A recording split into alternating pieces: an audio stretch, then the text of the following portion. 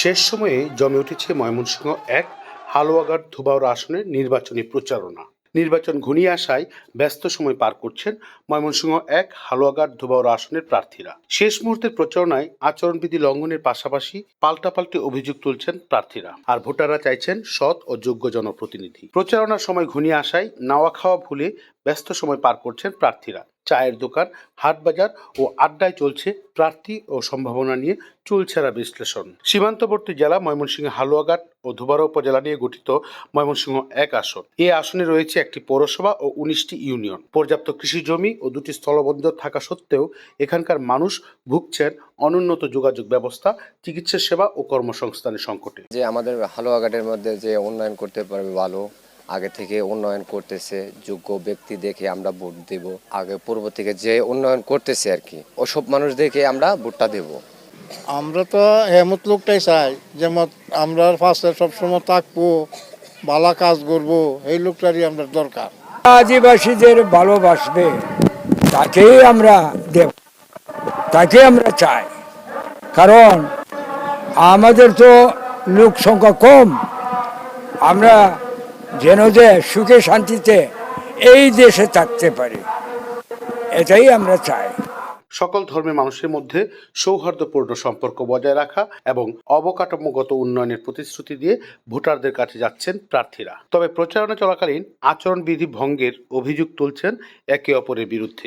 এই আসনে বিএনপি, ইসলামী আন্দোলন বাংলাদেশ, বাংলাদেশ খেলাফত মজলিস সহ বিভিন্ন রাজনৈতিক দলের 5 জন প্রার্থী প্রতিদ্বন্দ্বিতা করছেন। আমরা জনগণকে যে আশার বাণী শোনাচ্ছি, দীর্ঘ 15 বছরের যে ফ্যাসিবাদী শাসনের কবলে নির্যাতিত হয়ে জনগণ যে আজকে দিশেহারা হয়ে গিয়েছিল, আমাদের সেই প্রত্যাশা, আমাদের যে আশার বাণী শুনে তারা কিন্তু আজকে জেগে উঠেছে।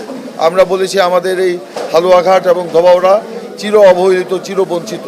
এই বঞ্চনার হাত থেকে অবসানের জন্য আমরা সকলকে দল মত নির্বিশেষে, ধর্ম বর্ণ নির্বিশেষে ধানের শীষের পক্ষে আমরা অবস্থান নেওয়ার আহ্বান জানিয়েছিলাম।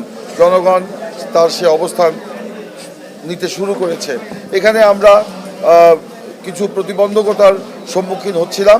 আপনারা জানেন যে আমাদের যে প্রতিদ্বন্দ্বী প্রার্থী আছেন স্বতন্ত্র, তিনি টাকা ছড়িয়ে এখানে রাজনীতি এবং জনগণকে নিয়ন্ত্রণ করার চেষ্টা করছেন, কিন্তু জনগণের শক্তির কাছে এইসব কোনো কিছুই বিষয় না। জনগণের শক্তি হচ্ছে মূল শক্তি।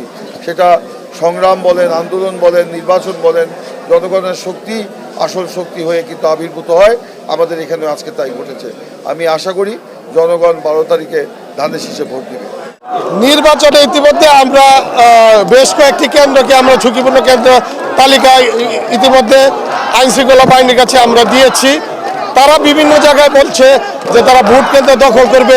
এই ধরনের প্রভাকাণ্ড আপনারা দেখতেই পারবেন, যেদিকেই যাবেন আপনারা শুনতে পারবেন যে তারা ভোট কেন্দ্র দখলের চেষ্টা।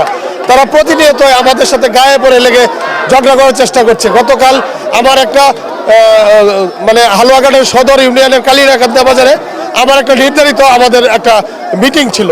সেই মিটিংয়ের চারদিক দিয়ে তারা মিছিল দিয়ে আমার মিটিং কিভাবে বানচাল করা যায় সেই ব্যাপারে তারা চেষ্টা করছিল।